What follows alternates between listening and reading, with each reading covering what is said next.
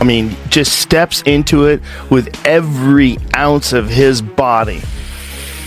Perfect right hand. So, the fact that Jake Paul wants to fight that guy, hey, I'll watch. I'm gonna watch. I said that you should coach Joshua, and he agreed. He liked the idea. Joshua, Mike Tyson will coach him. Coach, he's been there, seen it, he's done it all. I think that'd be good. No sparring though. What advice would you give to somebody like AJ? That he has a lot of talent and not to get discouraged. He only loses when he quits. When you quit, all the doors, the opportunities close. You know what I mean? You just got to be, you have to be game. And then don't get discouraged if you lose. Listen, you just lost. You may have got $30 million out.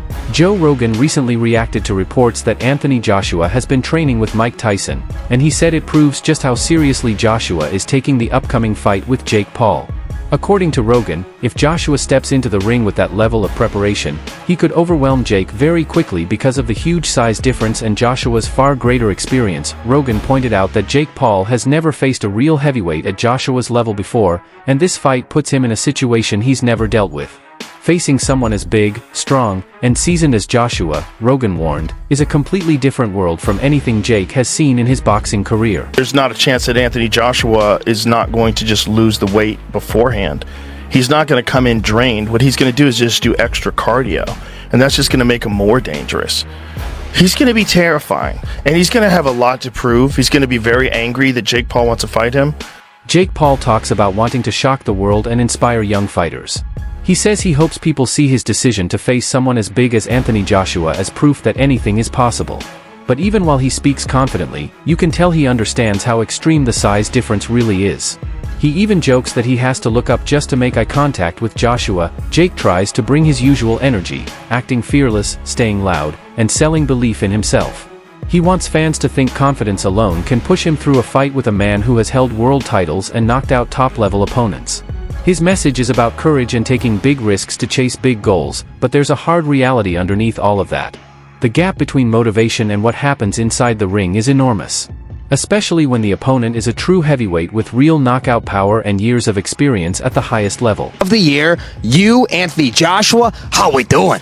Dude, never been better. This is what I dreamed of. This is what I manifested into reality. I'm here to shock the world, inspire the next generation.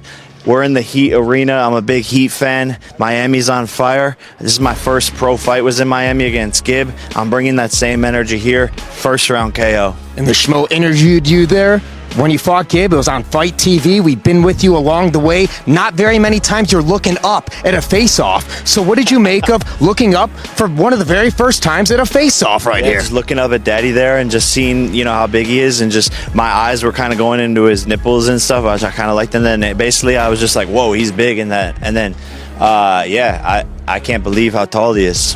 Is this chain really on the line for the winner? I don't know if it's confirmed, but I mean, I'm down. But he has to put something up too. There has to be something in it for me.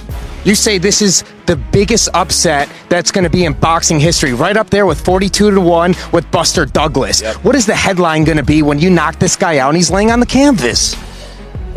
Holy. The size difference has become one of the biggest talking points. Jake Paul has always looked strong in his own weight classes, but when analyst Oladipo weighed in, he described this matchup as a true David versus Goliath situation.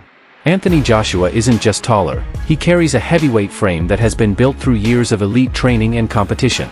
When the two stand side by side, the contrast is almost shocking. Even though Jake has added muscle and weight, he still doesn't come close to matching the natural build of a heavyweight who has spent his whole career facing opponents of similar size and power.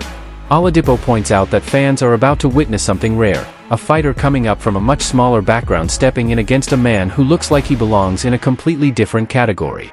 Jake Paul versus AJ, as though Jake Paul is the bigger in this equation. Not for me. Maybe for MVP, Nikisa, Jake Paul, but not for me. I've kind of marked it or titled it David versus Goliath just because of the size difference. Like, Jake Paul's a big guy. He is. He's 6'1", 220. Probably fights around, what, the 200-pound mark. AJ is an enormous guy. Like, he's a big, big unit. And I think Jake realized that when they came face to face. I don't know if that's the first time they've ever come that close. I'm sure they've met behind the scenes. But I think there was a realization from Jake Paul, like, fuck, This is a big dude. It's a very, very big dude who isn't coming to play. Like, there was no play with AJ. That was a press conference that almost sounded like AJ versus someone in the top 10, where AJ's taking it seriously. He's answering the questions direct that Ariel's throwing him. There was no, yeah, we're here to kind of fuck around. This is going to be easy. Give me my money. Let me run back to the UK. This was AJ's like, no, we're taking this seriously. And that ain't a good thing for Jake Paul. It isn't. And AJ is that guy anyway. Like, I would never doubt that AJ would take this seriously. But for Jake Paul, I do wonder if realization is kicking in, or maybe he is just that delusional where he doesn't care. I do, and I've been sort of corrected by a few people who maybe know better, but I do think the Americans don't credit or rate AJ. I do think there's a bit of that. I remember when AJ did the rounds prior to the Ruiz fight, and there were a few people like, yeah, you're not that good. This was prior to him getting beat by Ruiz. Many people first dismissed this matchup as pure entertainment or a scripted show. But the reaction from real boxing insiders paints a different picture. Anthony Joshua is not approaching this like a performance. His training footage shows a focused heavyweight preparing with real intent, not holding anything back. For Joshua, this isn't a publicity stunt. He's fought true knockout punchers, top challengers, and high-pressure opponents his entire career. He doesn't know how to step into a ring casually. Meanwhile, Jake Paul continues to promote the fight as a chance to shock the world. He wants fans to believe this is a historic moment. But the difference between hype and reality is hard to ignore. Joshua appears ready to walk in with serious power and silence every doubt. His preparation looks like a man coming to end the debate, not entertain it. Next month, that is for money. As opposed to boxing, and boxing merit, is Anthony Joshua against Jake Paul. How much are the boundaries of safety, Frank, being pushed for entertainment purposes here? Well, look, obviously we are in a dangerous sport. We have to accept that, and obviously the people looking after Jake Paul. If I was managing or promoting Jake Paul, would I say this is the right move for Jake Paul? Probably not. Being completely honest with you, but he's put himself in a position. You know, was Jake Paul Mike Tyson a sensible thing to do? To, you know, a 58-year-old man, or 60, I'm not sure what Mike is, but was that sensible? Probably not, and I would have said that at the time, but it's the world we live in now, and the reality is a lot of people are going to watch it, but we also at the same time have to make the sport as safe as possible and put everything in place around it to, you know, to ensure that, and that's what the commission, the Florida State Athletic Commission, will be doing, as will the promoters of the event. So, I mean, Frank, not to finish on too much of a negative, but it begs the question, if Anthony Joshua ends up inflicting considerable damage on Jake Paul, how much does that reflect on you and Matchroom?